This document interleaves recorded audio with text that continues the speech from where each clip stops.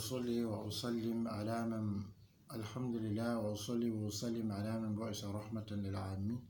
Donc comme nous le disions, donc Cheikh Ibn Baz rahimahullah estime que il faut,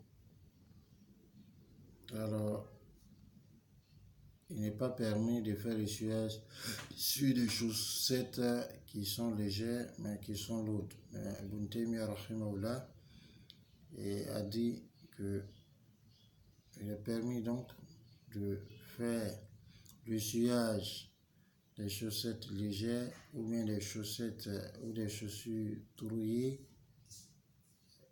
tant que ça porte le nom de chaussons et qu'il est permis de marcher là-dedans, il est possible de marcher avec. Et il a dit que c'est l'ancien avis de l'imam Shafi'i, de Abul Barakat et beaucoup d'autres savants. Maintenant, conformément à la question de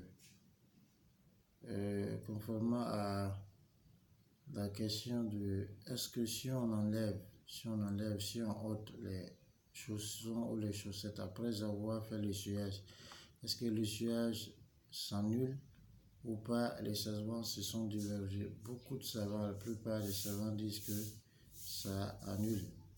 Mais Ibn Taymiyyah, Albani et bien d'autres trouvent que ça n'annule pas. Premièrement parce que, comme il a été rapporté par Tahawi, et ça a été authentifié par Cheikh Al-Albani, qu'Ali radhiyallahu anhu a fait ses ablutions, il a essuyé, il a enlevé ses chaussons, ensuite il allait prier. La deuxième des choses, c'est que c'est ce qui est conforme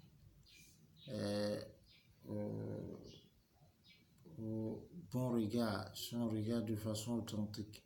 C'est que si par exemple quelqu'un a fait l'essuyage sur sa tête et qu'après il s'est rasé, on ne lui demandera pas de façon obligatoire de refaire l'essuyage.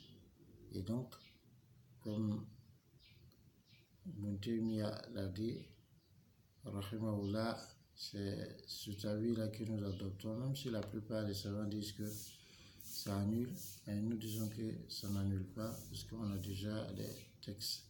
Ça nous accorde la bonne compréhension. De même, on a dit que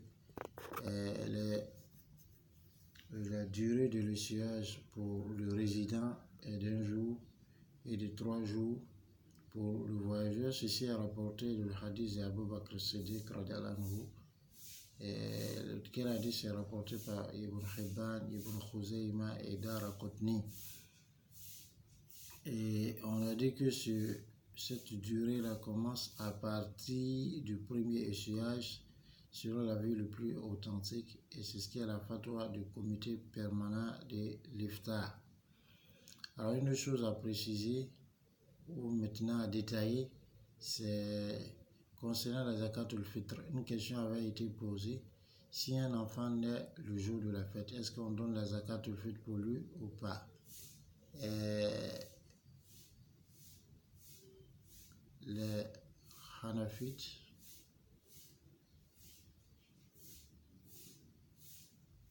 voient que le moment de l'obligation de la zakat al-fitr s'étend du jour d'après Fajr, du jour de la fête jusqu'au moment de la prière. Donc si un enfant naît le jour de la fête, alors il est concerné par la zakat al-fitr. Par contre, s'il est né avant ça, c'est qu'il n'est pas concerné.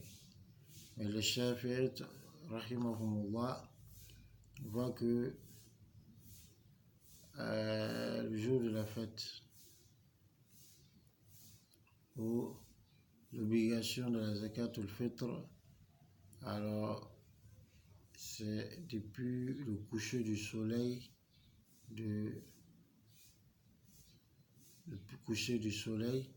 et dès que ça devient obligé, à partir du moment où le soleil s'est couché, le dernier jour du Ramadan. Donc, si un enfant naît après que le soleil de Ramadan se soit couché. Donc, selon eux, il n'est pas concerné par l'obligation de la zakatul fitr. Mais s'il est né avant ce moment, il est concerné par l'obligation de la zakatul fitr. La cause est que certains savants, les chafites, ont vu que la zakatul fitr, Allah, Rasul Sossam l'a rattaché au fitr qui est la rupture. Donc, zakatul fitr. Et cette rupture-là, où on finit de jeûner carrément le mois de Ramadan, c'est lorsque le soleil se couche le dernier jour de Ramadan. Mais les Hanafites répondent que non, quand on dit rupture, chaque jour de jeûne est jour de rupture. Et il s'appuie sur le hadith de Omar ibn Omar, où Rasulullah a ordonné de donner la zakatul fitr et de la donner avant que les gens ne sortent pour la prière. Donc ils ont dit au jour de la fête. C'est une grande divergence entre les savants, mais beaucoup de savants contemporains tels qu'Ibn Usaymin et d'autres sont de l'avis des chafiites qui est que l'obligation de la zakatul fitr c'est à partir du coucher du soleil du jour de la fête. Donc un enfant qui est né avant cet instant,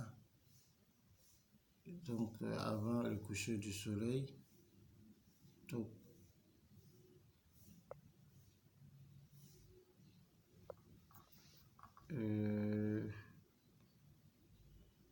selon donc eux, un enfant qui est né donc avant le coucher du soleil, donc lui il est concerné par l'obligation de la zakatul fitr puisque le coucher du soleil va venir le trouver vivant. Mais s'il naît après le coucher du soleil, il n'est pas concerné par l'obligation de la zakatul fitr.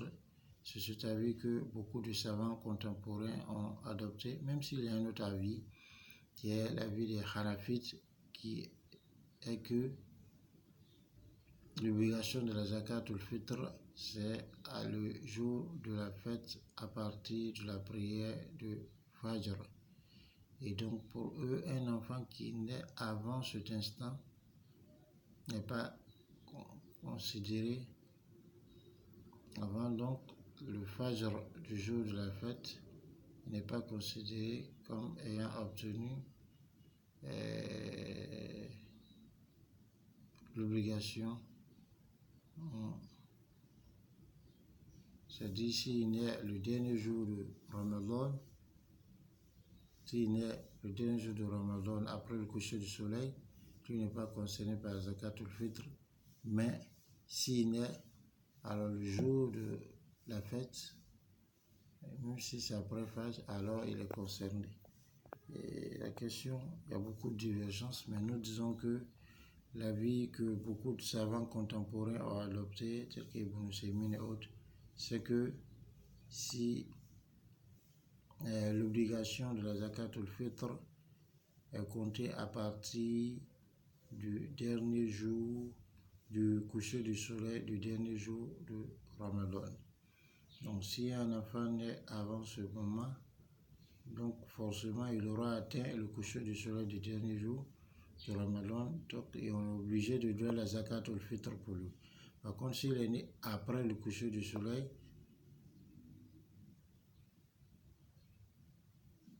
alors il serait né donc, il est né donc après l'obligation de la zakatul fitr, le temps de début de l'obligation de la zakatul fitr, alors la zakatul fitr n'est pas obligatoire pour lui, car elle nous accorde la bonne compréhension. Et on avait déjà répondu à cette question, et on a dit qu'il y avait divergence entre les savants, on a donné une position, on n'avait pas donné les détails, donc c'est un rattrapage pour donner des détails. ربنا آتنا في الدنيا حسنة وفي الآخرة حسنة وقنا عذاب النار وصلى الله تعالى على النبي الكريم والحمد لله رب العالمين.